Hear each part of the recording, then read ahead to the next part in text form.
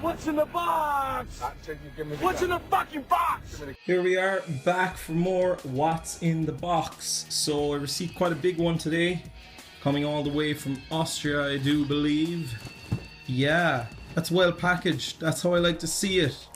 Loads of space. Seems like it's full to the brim with some extra stuff to keep it safe, like maybe bubble wrap or a bit of newspaper or something.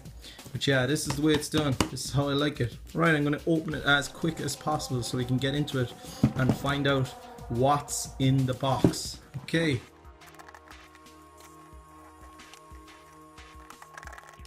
The moment of truth.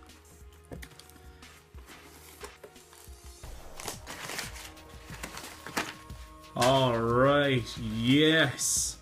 Here we are.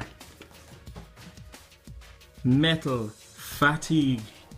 What a game. What an incredible game. What a weird game. What a completely forgotten game. Metal Fatigue, here we are. Published by Psygnosis. Made by a very, very little known company called Zono Incorporated. Man, I love that box art so much.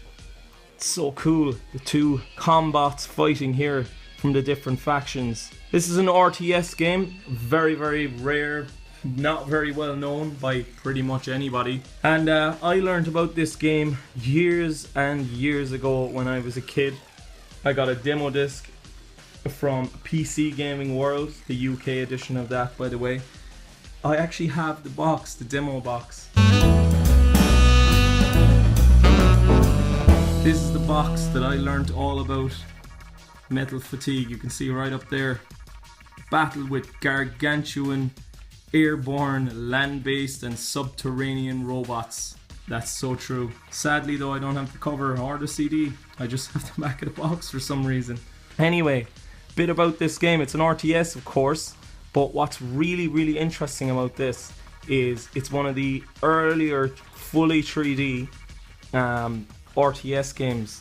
And what's interesting is that not only do you have land-based troops, it's mostly vehicle or combat. As you can see here, we've got a couple of tanks, we got some land troops, and we got some air troops. So what happens in this game is it actually takes place over 3 planes. So you can fight up here in the air, you can fight here in the land, and you can fight underground as well. I'm going to have a look around the box very quickly. Oh, it's in great condition. So yeah, this is a Dutch version because the game is so hard to find and so rare that English versions of this are just, they're not turning up these days on eBay. So I just said, you know what, who cares, get myself the big box, and this one's in great condition. There's only a small bit of scuffing here and a small bit of scuffing up there, but otherwise it's in fantastic condition. Yeah, so this is a Dutch game. So as you can see by the screenshots here, 2 of our combats absolutely fighting it out big time. Yeah, so Zono Incorporated were involved in this, and I believe it's really their only game of note in their careers, fighting these combats. That's probably the most interesting part about this game. You can play as 3 different factions. You've these lads here, you've the blue lads and you've the red lads. I actually can't remember the names of them, and because I can't read this on the back, I won't be able to tell you. All of them have their own style of combat, these big mechs here. And these guys are actually piloted by teams, small teams of men that get inside, and then you can pick what type of weaponry, what type of legs you want. Each individual part actually has different functions. So for instance here, this guy has a missile launcher on one arm and he's got a big massive sword on the other side. You can outfit them with shields, you can give them missiles on their legs. This guy's got a shock arm. You can have axes, you can have everything you want. It's absolutely class. It's definitely the standout feature of this game. And it reminds me so much of Supreme Commander, if anybody's played that.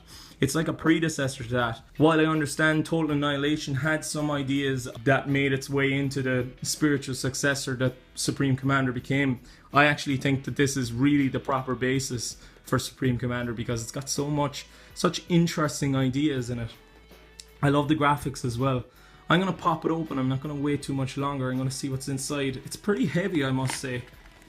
So hopefully there's a lot of stuff and nice goodies inside. Right, what do we get? We get the game on. You idiot! was a bad start.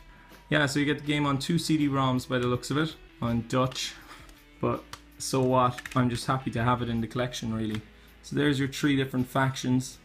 You've got these guys here which are more military based, these guys which are more the good guys of the galaxy, and then you've got these guys as well who are more alien in form, but they're all human teams.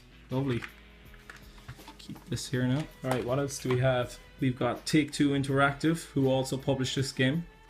They published it over for America, I believe, and Psygnosis was in UK and Europe. So yeah, we've got Join the Games, just some sign-up letter here. What else do we have? Another type of news and info sign-up letter here. Right, and we got some more stuff. We got a heavy manual by the looks of it, even though I won't be able to read any of it. I'll put this aside for a moment. I've never seen cardboard like that inside a big box thus far. It's quite a strange design. Right, so we've got our Handbuch, Metal Fatigue, obviously all in Dutch. Black and white manual. It's quite nice. Unfortunately, I won't be able to read anything in that unless there's an English portion, but I highly doubt that. These are your 3 main factions that you can be with. You can be with Rimtech, you can be with Europa, and you can be with Milargo. And I believe Rimtech are the blue guys. I believe Europa are the more alien styled guys, and then obviously Milagro is going to be the red dudes all here. They aren't getting much love on the cover, but the red dudes down there in the corner. Anyway, that's a really thick manual. That's probably taking up most of the weight inside this big box. Here we are. Look at this. This is great. You certainly would sell games this way anyway, wouldn't you? Fantastic. This is a Take-Two product guide, I would imagine. And they were definitely going straight for the jugular with this type of marketing. I wonder, is this anything to do with heavy metal fact 2? We'll have a look inside in a minute. Wow, there's early Halo shots if you've ever seen such. Wow, yeah. So selling Halo, Oni, that's a great game, really underrated game, very strange, lovely combat system in this game. Oni, what else do we have? Just skip through. So I was correct, yes, it is Heavy Metal Fact 2. That's another strange game. Not amazing by any stretch of the imagination, but very interesting. It's a sequel to a movie, I believe. I don't think there is a first Heavy Metal game, but I might be wrong, so don't quote me on that. And Kiss Psycho Circus, GTA 2, of course. Another Take-Two game. Well, Rockstar, but Take-Two are all part of that same company, I believe. Hidden and Dangerous, Spec Ops 2, they're great games. I enjoyed them as a kid. Grudge Warriors, Nocturne. Here's another interesting one. I'd love to get that on big box if I got the chance. Very interesting game. Dogs of War, Tsar, Age of Wonders. Lovely. I'll fly through this book. More products that hopefully I'll get someday to add to the collection. You Don't Know Jack. Wild Metal. Oh, Rainbow Six. Oh, my god, do I love those Rainbow Six games. So good.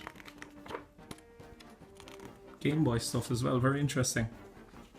Right, that's the product guide. Yeah, so Metal Fatigue, I really can't implore you enough, if you haven't played this game, check out videos of it. Like, it's abandonware at this stage because it's not available anywhere on the internet to buy. You can't get it on GOG, which is very surprising because it's got a cult following. It's such an interesting game.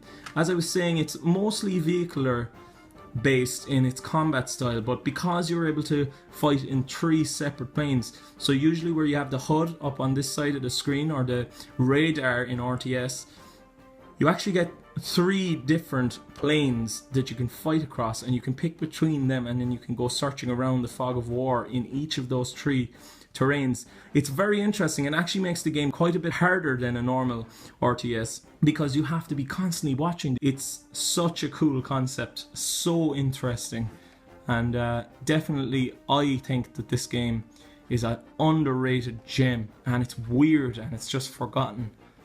My god, I'm really happy though to add this to the big box collection. It's great. Fantastic. If anybody ever finds it in English, let me know down in the comments. I might be interested in buying it off you at some stage, but at the moment Dutch will do me just fine. Yeah, so please do play Metal Fatigue if you ever get the chance. It's a really, really cool one. So that's been What's in the Box. Thanks very much for watching. Subscribe to the channel for more great big box goodness. Thanks.